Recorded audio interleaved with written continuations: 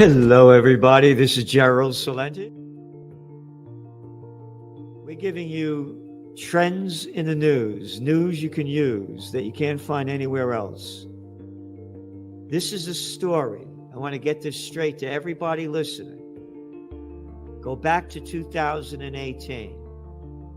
When the markets crash in December, it's not a good sign.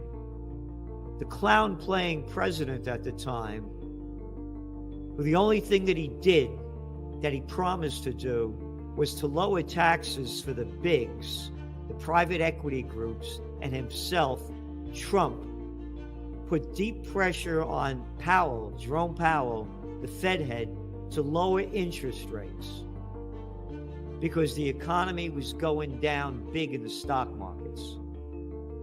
And he did. In January, they announced that they were going to lower them, and it turned it around. So if the markets go down heavy in December, it's not going to be a happy new year.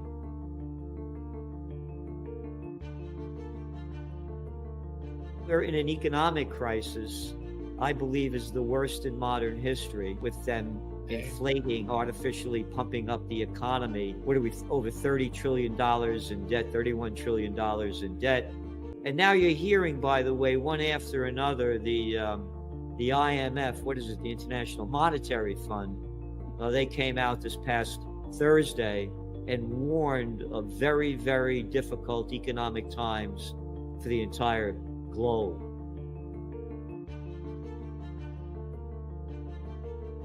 The retail sales, by the way, that does not include accounting for inflation. So the retail sales are down 0.6% in November, according to the Commerce Department. When you look at inflation at 7.1%, retail sales are down a lot more. And then when you put in the real inflation number, as John Williams Shadow Stats does, you have real inflation around 15%. So sales are way down. This thing's going down big. And now they're talking about bringing interest rates to 5.1%. But still, you have a 7.1% inflation rate, so you really have negative interest rates. And you have much higher inflation. But the economy can't take it. We are into the worst financial crisis and geopolitical crisis, socioeconomic crisis in the history of the world. And now, with them raising interest rates, inflation continued to skyrocket. What the COVID war did is unprecedented. It's incalculable, the damage it's done. It killed the lives and livelihoods of billions of people. You mentioned about what's going on in Sri Lanka. It's the New World Disorder. It's going on all over. Yep. When people lose everything and they have nothing left to lose, they lose it. And they've lost everything. Look at all the businesses just in America that have gone out of business. What, a third of the dry cleaners? Gone. What's office occupancy rate? Depending on what you look at in the metro areas, it's around 40%. You mean it's 60% lower? No more happy hours. Don't have to, again, go to the dry cleaners. I'm working from home now. All the delicatessens, all of the businesses that used to depend on commuters, gone. Well, again, Mussolini called it the merger of state and corporate powers. I mean, look at this chip bill that they did. This multi-billion dollar chip bill. Yeah, go open a place up here. Here's money to go do it. Hey, I'm a big guy. I want tax credits. The rest of you workers of slave land, you pay everything. Look what the IRS, $80 billion going to the IRS so they could hunt down the small businesses and we the little people of Slavelandia. You think the Buffetts and the Gates and all the big shots out there don't know how to beat the system and have the whole deal done?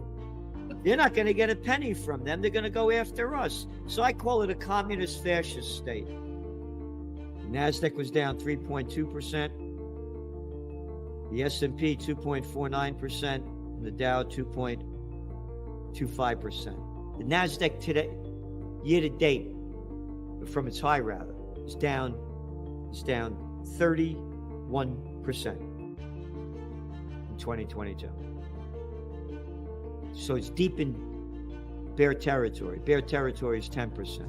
But don't worry, when all else fails, they take you to war. What followed the Great Depression, World War II? What followed the dot-com bust, the war on terror?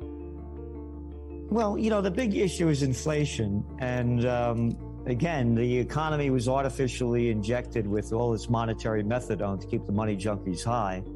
Everything should have crashed in 2020 when they locked down most of the country and most of the world. And it's just artificially boosted up with record low interest rates and countless trillions of dollars pumped in by the government. And now with inflation, and they kept, lying about it or being stupid, whatever you want to decide. First it was temporary and then it was transitory. They lied about it. You're looking at the EU with what, 8.6% in inflation rate and negative interest rates minus a 0.50. And the United States, where you have the inflation rate just came in at 9.1, and it was temporary and transitory. So they're going to keep raising rates. The higher rates go, the deeper the economy goes, the deeper the markets go. End of story. And you're looking what happened over in Canada. Recently, they just raised rates 1%.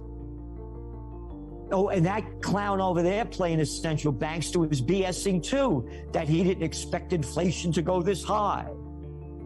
Now let's put this into perspective too.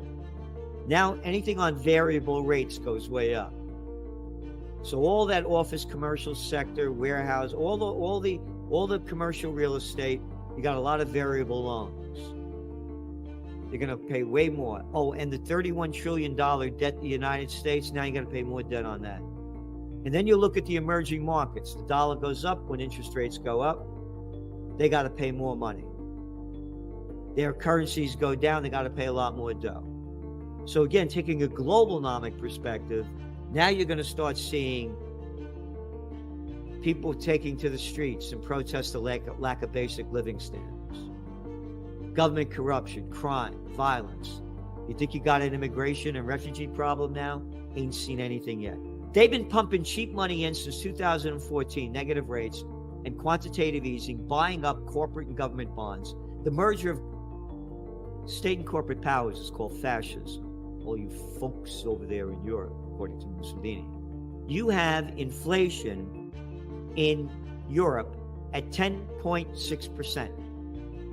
And you got an interest rate at 2%. That's negative.